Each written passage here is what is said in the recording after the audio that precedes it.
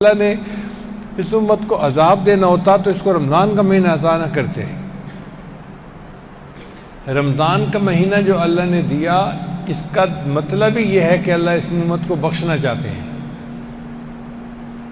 اور اللہ تعالیٰ کتنا بخشنا چاہتے ہیں؟ اللہ اکبر، ہماری امیدوں سے بھی زیادہ. میں کئی دفعہ بتا چکا ہوں کہ ہمارے ایک ساتھی تھے،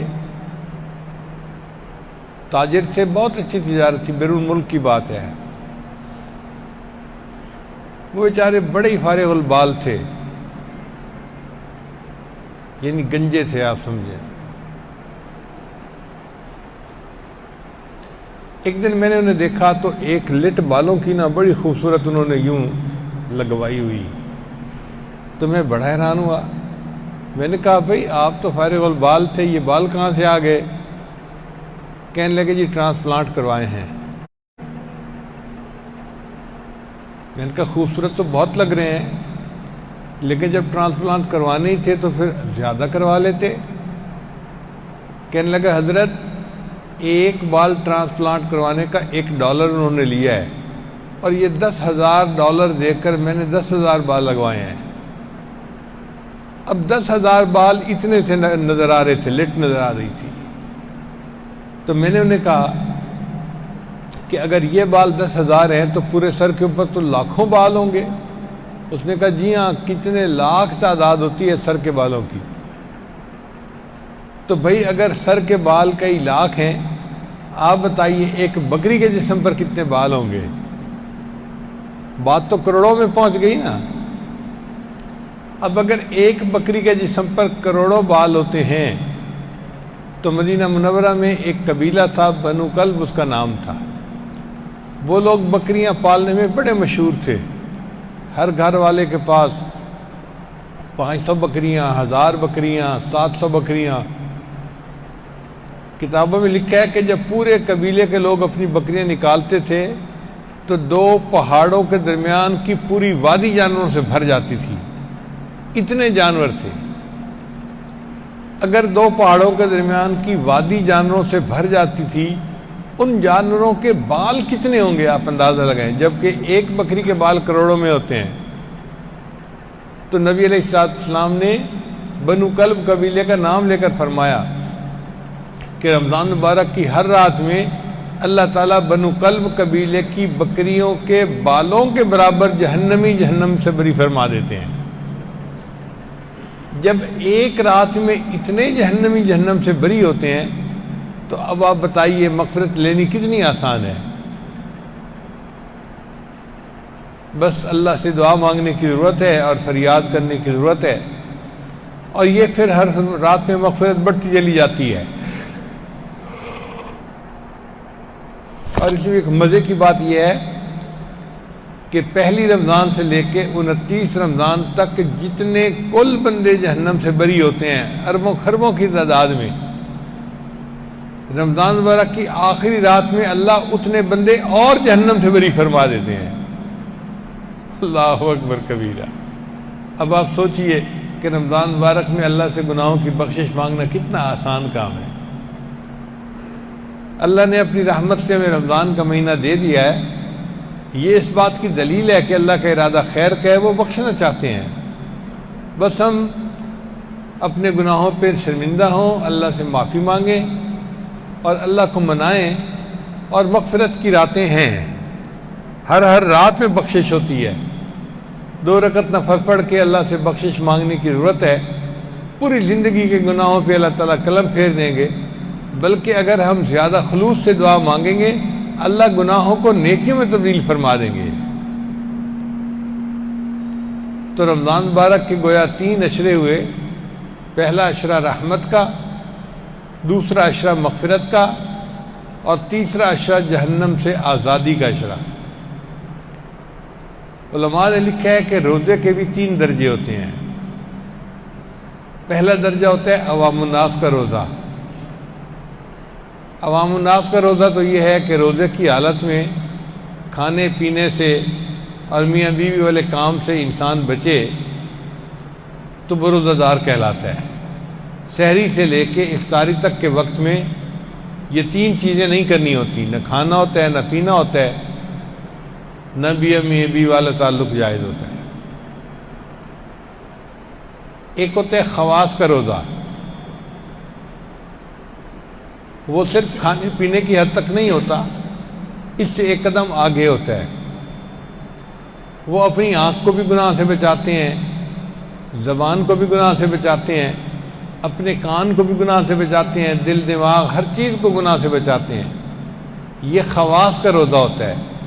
وہ صرف روٹی پانی سے نہیں بچتے، گناہوں سے بھی بچتے ہیں، تو ان کے روزے کا درجہ اور بھی زیادہ اونچا ہوتا ہے۔ اور ایک درجہ اس سے بھی زیادہ اونچا، اخص الاخواص کا روزہ، خاصان خدا کا روزہ۔ اس روزے میں تین باتیں ہوتی ہیں، ایک تو کھانے پینے سے بچے، دوسرا اپنے جسم کے اعضاء کو گناہوں سے بچائے، اور تیسرا اپنے دل کو غفلت سے بچائے۔ پورے دن میں ایک لمحہ بھی دل کے اوپر غفلت کی کیفیت نہ ہو، ہر وقت دل میں اللہ کی طرف انابت ہو، رجوع ہو۔ یہ روزہ جو ہے یہ خاص الخاص لوگوں کا روزہ ہوتا ہے۔ ہم کوشش یہ کریں کہ یہ جو روزے رکھنے کا تیسرا درجہ ہے نا، سب سے اعلیٰ درجہ، اس درجے کے روزے رکھیں۔ اس کے لیے ہمیں سیل فون کو بھی بائی بائی کہنا پڑے گا، اور کارٹونوں کو اور لطیفوں کو اور کلپس وغیرہ ادھر ادھر کے جو ہوتے ہیں، یا پھر ٹیلی فونوں پہ جو ادھر ادھر باتیں ہوتی ہیں، یہ سب چیزیں چھوڑنی پڑیں گی اگر ہم چاہتے ہیں کہ ہم صحیح کامل درجے کا روزہ رکھیں۔ اللہ کرے کہ ہم اس کامل درجے کے روزے رکھیں جو اللہ کو پسند آ جائیں، اور پھر اس پر اللہ کی طرف سے ہمیں اجرت مل جائے۔ روزے میں دو خوبصورت باتیں یہ ہیں کہ ایک تو الصیام والقرآن یشفیان، قرآن بھی قیامت کے دن بندے کی شفاعت کرے گا، اور روزہ بھی قیامت کے دن بندے کی شفاعت کرے گا کہ یا اللہ اس بندے کو آپ جہنم سے بچا کے جنت عطا فرما دیجیے۔ اور دوسری خوبصورت بات یہ ہے کہ روزے کا اجر اللہ دیتے ہیں۔ اللہ نے فرمایا الصوم لی وانا اجزی بہ، حدیث قدسی ہے، روزہ میرے لیے اور روزے کا بدلہ بھی میرے ذمہ ہے، میں دوں گا۔ چنانچہ ہم جو عمل کرتے ہیں فرشتے اس کا اجر لکھ دیتے ہیں۔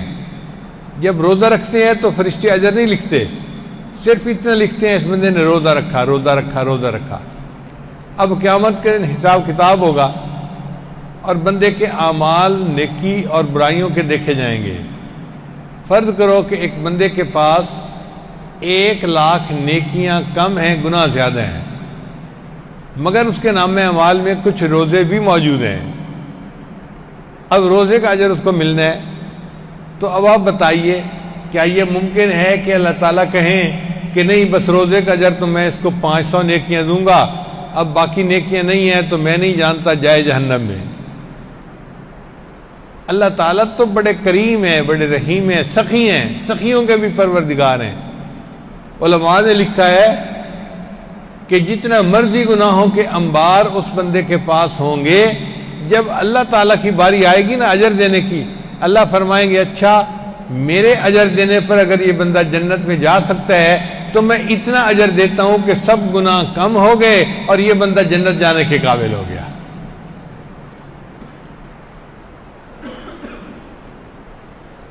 تو روزے کا اجر اللہ نے دینا ہے، یعنی اللہ نے بندے کے لیے جنت میں جانا اور بھی آسان بنا دیا۔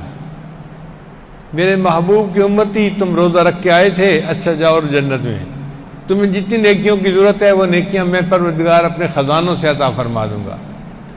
اس لیے رمضان مبارک کا یہ مہینہ ہمارے لیے بخشش کی نوید لے کر آیا ہے، بخشش کا پیغام لے کر آیا ہے۔ ہم اس مہینے کو خوب عبادت کے ساتھ گزاریں، اور عجیب بات ہے کہ وقت گزرنے کا پتہ نہیں چلتا۔ ابھی چند دن کی بات ہے، ہم انتظار میں تھے جی کہ رمضان آ رہا ہے آ رہا ہے آ رہا ہے، اور ابھی چند دن کے بعد پتہ چلا جی کہ آدھا رمضان گزر چکا۔ جیسے مچھلی ہاتھ میں ہوتی ہے نا تو اچانک ہاتھ سے نکل جاتی ہے، بالکل رمضان مبارک کا مہینہ اسی طرح ہے، ہاتھ سے نکل جاتا ہے، پتہ نہیں چلتا۔ 15 دن گزر چکے اور بقیہ 15 دن گزرنے کا پتہ نہیں چلنا۔ اور بقیہ جو 15 دن ہیں اس میں تو 10 دن ویسے بھی اعتکاف کے ہیں۔ اعتکاف کے دنوں میں تو انسان اور بھی زیادہ اللہ کی طرف جو ہے وہ متوجہ ہوتا ہے۔ ہمارے ہاں ہر سال تقریباً 3000 بندے اعتکاف کرتے تھے۔ اس دفعہ چونکہ قانونی پابندیاں ہیں تو اتنے لوگ تو اعتکاف نہیں کر سکیں گے، لیکن جتنوں کی اجازت ملی ہمیں ابھی تک نہیں پتہ، اتنے لوگوں کو ہم اعتکاف کی اجازت دیں گے۔ وہ تھوڑے ہی ہوں گے، زیادہ نہیں ہوں گے۔ ہمارے اندازے میں تو 500 کی بھی اجازت مل جائے تو بڑی بات ہے۔ ویسے ہماری مسجد الحمدللہ اتنی بڑی ہے کہ سوشل ڈسٹینسنگ کا خیال رکھتے ہوئے، سوشل ڈسٹینسنگ یہ ہوتی ہے کہ ایک مصلے پہ بندہ نماز پڑھے، ادھر بھی مصلی خالی، ادھر بھی مصلی خالی، سارے نمازی اس طرح کھڑے ہوں، اور ابھی بھی آپ حضرات اسی طرح بیٹھیں۔ چونکہ اس مسجد میں لکھے پڑھے حضرات زیادہ ہوتے ہیں تو مجھے امید ہے کہ ہمیں بار بار اعلان کرنے کی ضرورت نہیں ہوگی۔ آپ لوگ خود بھی یہاں بیٹھیں، اس بات کا خیال رکھیں، ایک جگہ بیٹھیں، پھر ادھر بھی مصلی خالی، ادھر بھی مصلی خالی، پھر آگے بندہ بیٹھے، آگے بندہ بیٹھے، پھیل جائیں مسجد کے اندر، مگر آپس میں سوشل ڈسٹینسنگ کا خیال ضرور رکھیں۔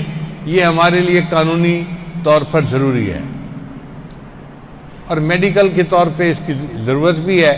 علماء اور مفتی حضرات نے بھی اس کے لیے کہا گیا ہے۔ تو اللہ نے جتنے بندوں کو چاہا انشاءاللہ اتنے بندے تراویح بھی پڑھ رہے ہیں، اعتکاف بھی کریں گے اور عبادت کریں گے۔ جو اعتکاف نہیں بھی بیٹھتے وہ عبادت تو کر سکتے ہیں نا، اپنے گھروں میں رہتے ہوئے مصلی پہ بیٹھے اور اپنے رب سے خوب دعائیں مانگیں، قرآن پڑھیں، تلاوت کریں، اور آخری عشرے کی راتوں کو بیداری کے ساتھ گزاریں، چونکہ ان میں شب قدر ہے۔ شب قدر ایک رات ہے جس کی عبادت 1000 مہینوں کی عبادت سے بہتر ہے۔ 1000 مہینوں کا حساب لگایا جائے نا تو 80 سال عمر بنتی ہے، اور ایک بندے کی ایوریج عمر تو 80 سال سے بھی کم ہوتی ہے۔ آپ یوں سمجھیں اس ایک رات کی عبادت پوری زندگی کی عبادت سے زیادہ بہتر ہے۔ اب ایسی قیمتی رات آ رہی ہے، ہم اس کو تلاش کریں اور اپنے رب سے دعائیں مانگیں کہ اللہ تعالیٰ اپنی رحمت کے ساتھ ہماری پریشانیوں کو ختم کرے، بیماریوں کو ختم کرے۔ ہمارا ملک بحرانوں کا شکار ہے، ان بحرانوں کو ختم کریں۔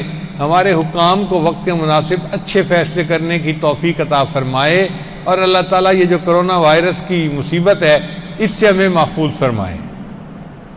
کسی شاعر نے کیا اچھی بات کہی ہے، میں مانتا ہوں وبا کے دن ہے، میں مانتا ہوں وبا کے دن ہے، مگر یہ دن بھی خدا کے دن ہے۔ میں مانتا ہوں وبا کے دن ہے، مگر یہ دن بھی خدا کے دن ہے۔